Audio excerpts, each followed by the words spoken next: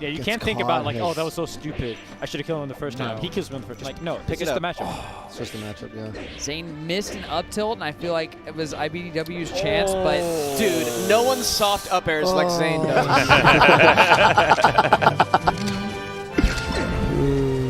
Okay. Oh! There it is. Don't let him land on the platform.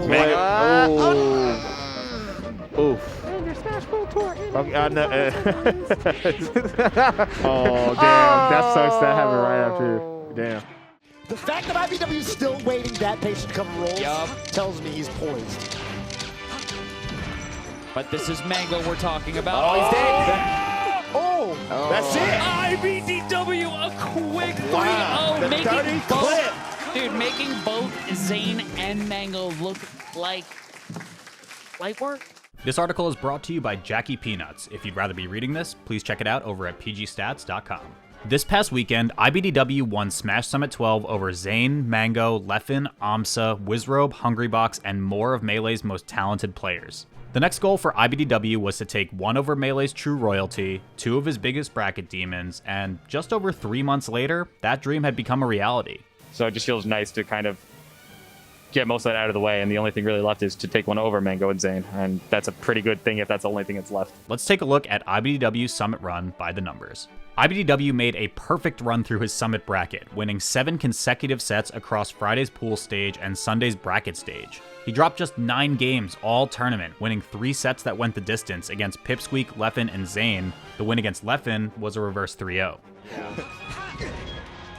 Falling up here is really good. Oh, the anti-shot and he's still on the battlefield, and Cody makes the reverse 3-0 happen, beating Leffen on winner's side. iBDW's win through winner's side was the first since Smash Summit 7, where Hungrybox went 7-0 to win through winner's side, defeating Leffen in grand finals. Totally over. God.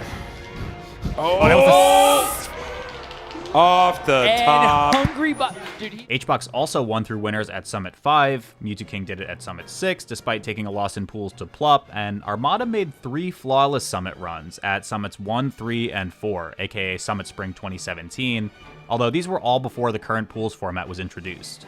Cody's run included a whopping 5 wins over the reigning MPGR top 7, Hungrybox, Leffen, Mango, Zain, and Amsa. While these rankings are certainly out of date, a current ranking would likely still see all of these players in the top 7, with Mango and Zain rising to take the top spots from Hungrybox and Leffen.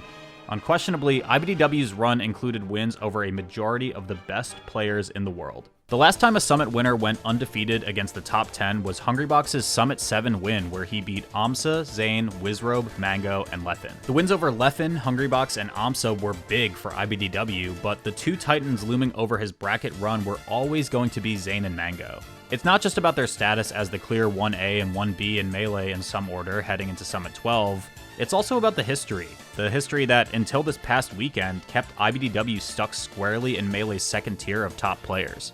Prior to Summit, iBDW had only 1 win against the pair across any venue you can imagine, online or offline, local or major, invitational, or open bracket. That win was over Mango at Smash Summit 8, a set iBDW described as, quote, fraudulent in his post-tournament interview on Sunday, a set that featured a number of early stocks as a result of awkward flubs from Mango. Corner though. Big So much percent. combo. Oh, and you got it. He's dead. That's it. iBDW. Good stuff. Mango had won the first 2 times the pair had matched up prior to Summit 8, and he would go on to win the next 10 sets prior to Summit 12. The history against Zain was even more bleak. There was no set, no matter how fraudulent, to point to in their past bracket history. It was 11 up and 11 down, beginning with a 3-2 win for Zain at Smash Valley 5 in February 2017, and culminating in a 3-0 drubbing at November's Smash World Tour NA East Regional Finals. Other than that first set, iBDW had only forced a Game 5 one other time in Losers Quarters at Smash Summit 9. Missed an up tilt, and I feel like it was iBDW's chance, but Dude, no one's soft up airs like Zain does. Yeah. Incredible. Damn. They're hugging And it the out. play- yeah. I'd love to see. The bracket math worked out incredibly well for iBDW, who needed some help to enter winner semifinals with both Mango and Zain on the other side of bracket.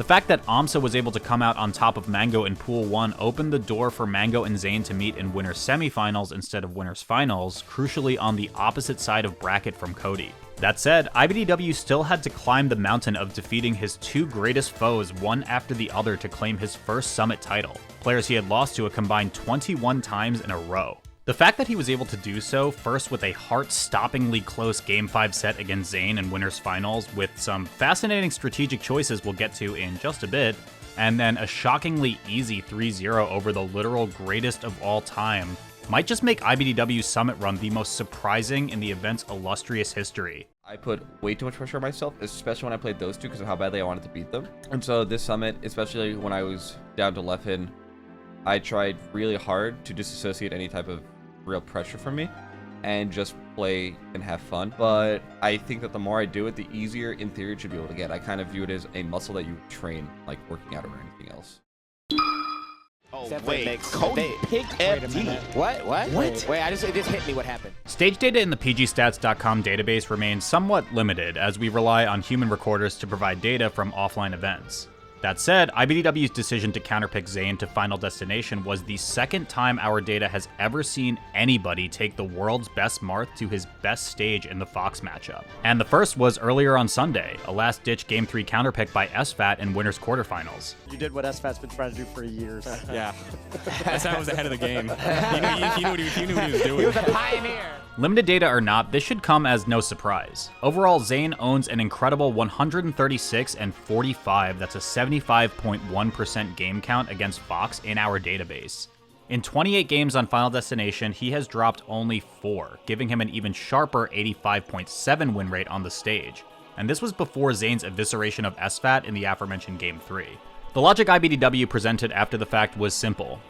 Start on Stadium and I lose game 1, I go FD game 2, because after that, where is he going to take me? Yep. Like, I like all the other stages, and so I don't, it's like, for me, mentally, I feel very clear, and I'm not super worried about it, and it also makes it that when I play on FD, I play better, because I'm not like, oh my god, like, I have to verse 3-0 on the stage. It's just, okay, well, if I win sick, like, there's no pressure on me, but if I lose, all right, like, 3 games in a row, but Battlefield, Fountain, Yoshi's, and Dreamland all have top platforms, and they're all like really good for Fox. The math here makes a ton of sense. The likelihood of winning 2 games in a row on a stage Zain has an 85% win rate is just 2.25%. Mango managed to make that 2.25% a reality at Smash Summit 11, sure, but he's Mango, and nobody should ever just assume they can be Mango.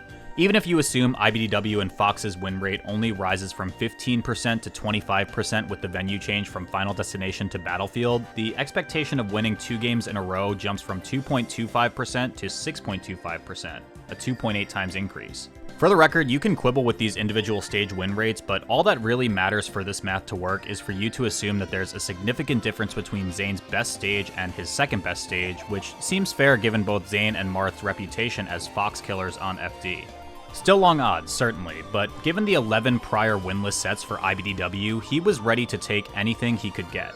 And then he won Game 2, throwing all that fancy math out the window, but nevertheless opening the door for precisely what he was aiming for, the opportunity to win the set with each of the final 2 games on non-FD stages. After losing the second FD game, iBDW was able to claw back the sets with wins on Dreamland and Zain's second counterpick, Battlefield, to take the set. This might be Wave up smash. Was it unconventional? Absolutely. Would it have worked if iBDW wasn't playing the best Smash of his life this weekend? Absolutely not. But make no mistake, there was a method to iBDW's counterpicking madness. Does this feel like a weight off your shoulders? You have no idea. Hey, thanks for watching. If you want more content like this, please check out PGstats.com and follow us for more information. This has been Turned Down for Walt. Thanks again for watching, and we'll see you next time.